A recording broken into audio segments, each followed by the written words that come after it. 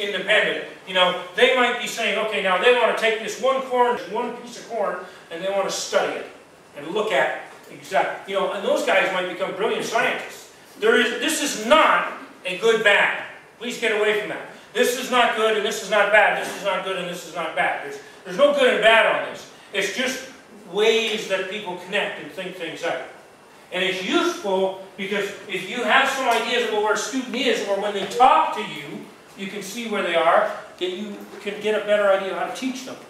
This connects to structure, which is kind of why I talked about it at the same time as structure, right? Because structure is the, you know, somebody, I don't know who it was that mentioned, they said, well, the field independent person, especially at a younger age, is going to need more structure. Because they can't connect things for themselves, you have to help them. Right? You have to help them make those connections. Right? The field-dependent person doesn't have a problem with that. But the field-dependent person may have, you know, I'll give you an example of a guy who's highly field-dependent. You're going to laugh because we talked about him last week. But George W. Bush. He's a field-dependent guy. He looks at the big picture. He said, you know, tell me, and in fact, you know, I've read several books about him now, and one of the things that were common in his presidency was he would blow people off, like Condi Rice, okay, who's more balanced, more sort of in the middle, okay, but Dr. Rice, he would blow people out. I don't want to hear the details, right? But field-dependent, you might think that's great. He can see the big picture, you know, he knows how to look at the overall picture. They get into a lot of trouble because they blow off the details, right? So, for example, he had made the decision based on his overall look at things that America should invade Iraq. In early 2002, he pretty much made that decision. And regardless of whatever happened, he made it. And so he went and said to his advisors and representatives, I've decided this, sell it to the American people and sell it to the world, because this is what we're going to do. And so, not being very strong on the field independent side, there was a little teeny detail that got kind of messed up. And that was a guy named Saddam Hussein who, according to, you know, what we found out, was supposed to have something called WMD, weapons of mass destruction, which is something like a nuclear bomb or something like a chemical weapon that could be put over a city and destroy the whole of Bangkok. So this is pretty dangerous stuff. And he was apparently, according to what we were told, he had hundreds and hundreds, possibly even thousands of these weapons, enough to destroy half the planet. So we had to go in and get rid of this guy. There's only one little problem. We didn't have any. And then get, no, a guy who did, what's his name? I can't remember his name now. Who does these films? Somebody help me out. Michael Moore. Michael Moore, one of his films, Fahrenheit 9/11, has George W., and I think he said 25, 30 times, he's got him. We know he's got him. He's got him. We know he's got him. And it's like, you know, it doesn't matter whether you're a Republican or a Democrat. These are just facts. The fact was he didn't have it. Even though the president said 25 times he had it, it doesn't make it true. And you say, well, why am I talking about this and this connection?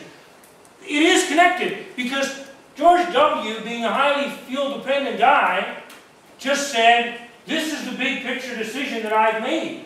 The details actually contradicted it.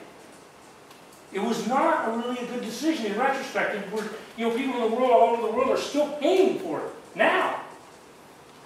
Okay? So, you know, there's strengths in being on both sides, but what you need to do, if you are in a position of importance, like obviously President of the United States, but any position of importance, if you're in a school, and you know that you tend to be field dependent, you better get some advisors that are field independent. You better listen to them.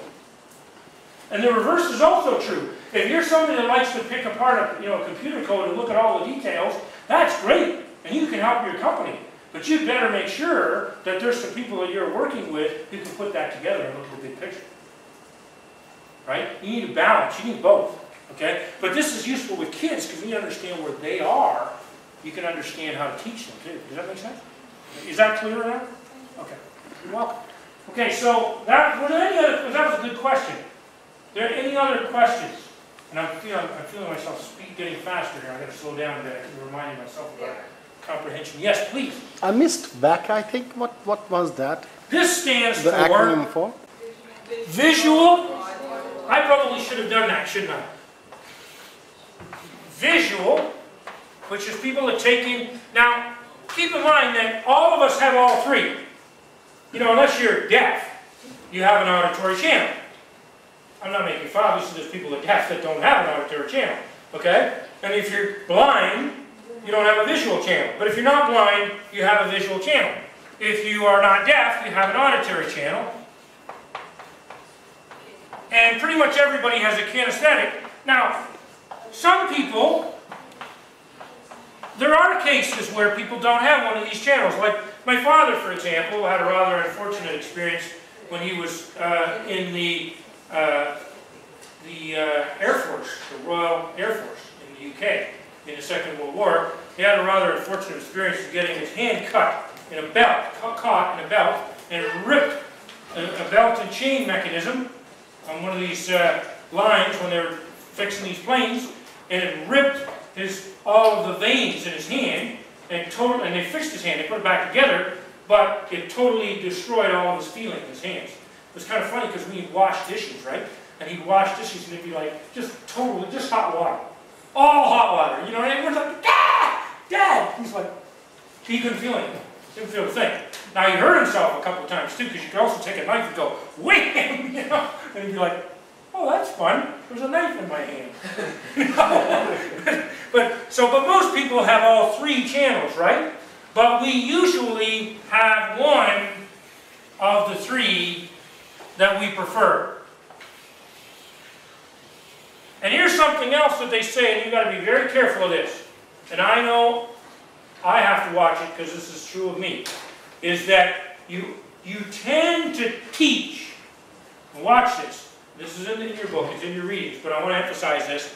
You tend to teach what? Somebody fill the rest of that in. Teach what?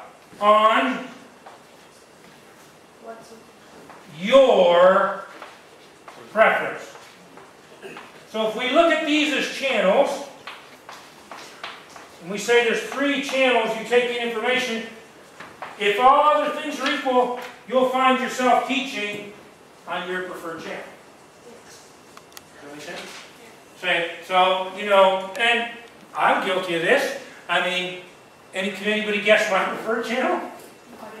It's Auditory? Auditory? Yeah, it's auditory. I have to work, I have to remind myself to go to the board and draw things. I still have to remind myself now, even though I've been doing this a number of years. Right? I have to remind myself to pause and get feedback from students. I have to remind myself to group students sometimes to get them to interact. Because that's sort of a kinesthetic thing. I have to remind myself to have, you know, get some age when I can. You can't really do it much in this class because this is more of a direct instruction approach with this many students. But, you know, I will do things with manipulatives. Like in the seminar course that we did, and I had students doing groupings. And some of the students were doing creative teaching and had many different kinds of manipulatives they were using, which is physical things that you get your hands on and touch and feel, right? All right, you know, an example like trying to get someone to visualize that. Okay, Lakshmi, in fact, didn't really understand that, right? And I talked to her on the two channels that I'm using, which is the, you know, visual and auditory. We sort of talked about it, but then this. Now you either say this is kind of kinesthetic too. Yes. Because you can imagine now, you're not actually touching the corn, but everybody knows what a cornfield feels like, what it's like to walk through, or most people know, maybe some don't, but you have some idea what it's like to walk through a farmer's field of some type, right? So, and in fact, even though we use these two, we hadn't really done it, but I think that when I went to this particular illustration, you were able to understand it, right? So it's the same type of thing. Does that make sense? So I'm glad you asked that question because it reminded me to talk about these three, but also be careful about teaching on your preference. Now, there's nothing wrong with teaching on your preference some of the time, and even a majority of the time, because it's your skill set and it's what you're strong at, and that's okay.